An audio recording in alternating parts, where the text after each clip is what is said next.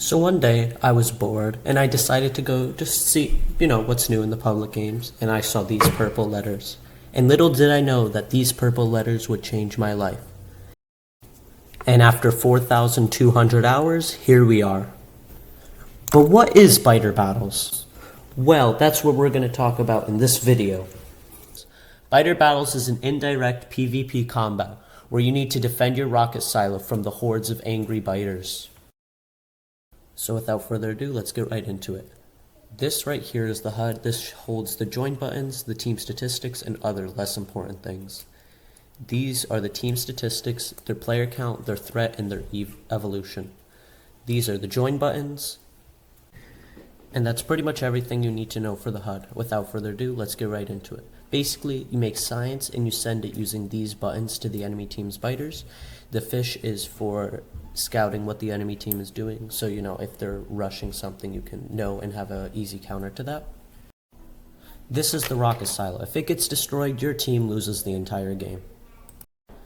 Now for some shortcuts that are extremely helpful. The first one is how to place an item into multiple different ones. So on standard, it's Z, as you can see here. And what this does is if you're holding coal and you press Z while it's over a miner or a burner, it places it. And if you hold it and drag, you can place it. It's much faster than manually going in each one.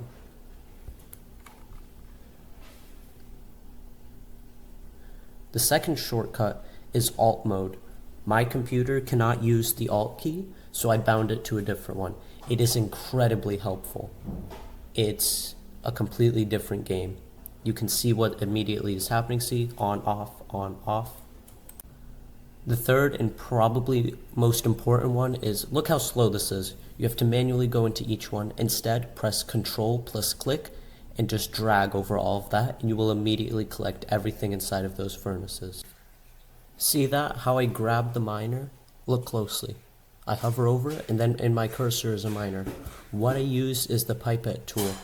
You go into settings, and you find it. I bound it to the middle mouse button, and whenever you hover over something and press that, you automatically get it onto your cursor. So now for some things what not to do. This coal snake is great, but it's just a waste of time with burner miners to use these burner inserters onto belts. Look how much belt is wasted. You could just grab from the coal and use the shortcuts we talked about earlier and bring them to the places he's bringing. See, this is just a waste of belts. You can just insert the coal manually. Yeah, it takes like 3 seconds, but it's not worth the iron. The iron would better have been going into ammo or production. Again, that's just a waste. At least I'll give him props here.